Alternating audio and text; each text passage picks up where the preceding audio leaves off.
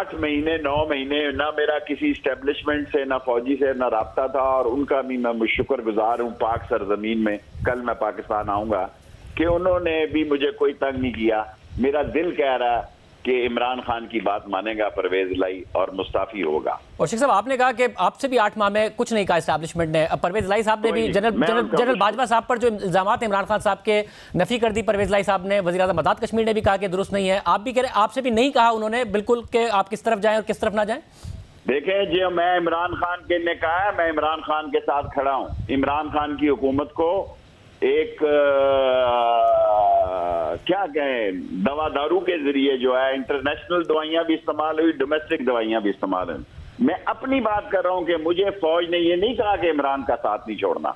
मैं अपना इंटरव्यू दे रहा हूं। आपका यही मसला है ना कि आप फिर बड़ी स्क्रीन पे चले जाते हैं। नहीं, मगर शेख साहब, मसला ये ना कि अगर एमक्यूएम भी कह रही है हमें नहीं कहा, परवेज लाई भी कह रहे हैं नहीं कहा, वज़ीर आज़म आज़ाद कश्मीर भी कह रहे हैं कि ये बात दुरुस्त नहीं है, आप भी कह रहे हैं, तो आप सारे करीब समझे जाते हैं रिवायती तौर पर एस्टैब्लिशमेंट के। आप सभी कह रहे हैं कि नहीं कहा। कह रहा हूं कि देखें, फिर आप देखें ना, आप सवाल करें, आप अपनी चीज को मुसल्लत ना किया करें। आप एसेट्स हैं हमारा, और मेरा किसी चैनल पे एहसान नहीं है, अल्लाह के बाद, अल्लाह की सरजमीन से कह रहा हूं, आपके चैनल पे एहसान है।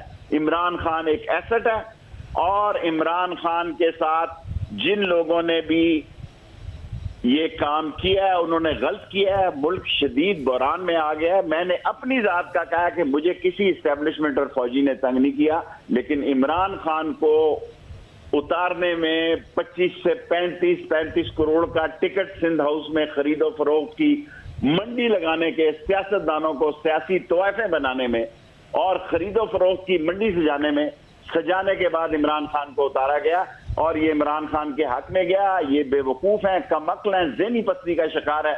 इनमें इतनी अकल ही नहीं थी कि अगर 1.5 साल बाद अगर इलेक्शन होता तो शायद हमारी हालत नून लीग से भी आज बुरी होती। आज ये मुंह दिखाने के काबिल नहीं है, अवाम में जाने के काबिल नहीं है।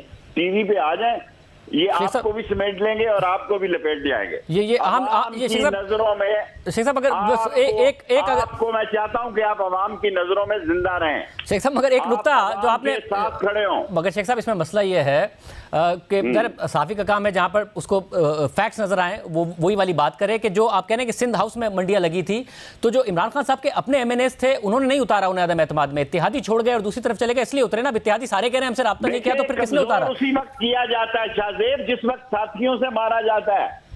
साथियों की मंडी लगाने के बाद उन्होंने 2 वोटों से 2 झुंगे की वोटें, और जिनकी सियासत में कह रहा हूं, क्या ये बादशाह खान का ये अमल कांसी टाइप के लोग लाएंगे? अहमद वली खान की बात कर रहे हैं। बहुत बड़ी, एक मिनट मेरी बात सुने।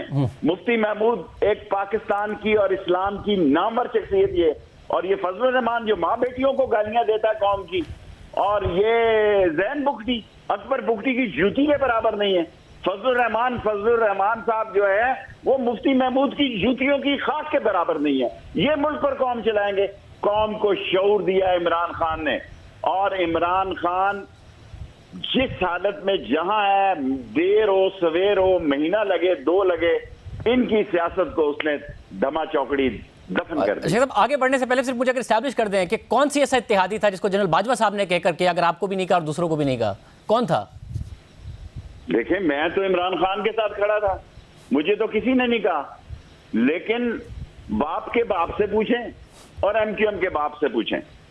मेरा मतलब है, आप शाहजेब साहब, बात बातें आप कहीं भी लोगों को पता होती है कि कहां खड़ा है। मेरा शहर वफादारों का शहर है, गद्दारों का शहर नहीं, और मैं नस्ली और असली हूं। इसलिए किसी को जरूरत ही नहीं हुई कि मुझे ये कहे कि मैं इमरान खान का साथ छोड़ दूं।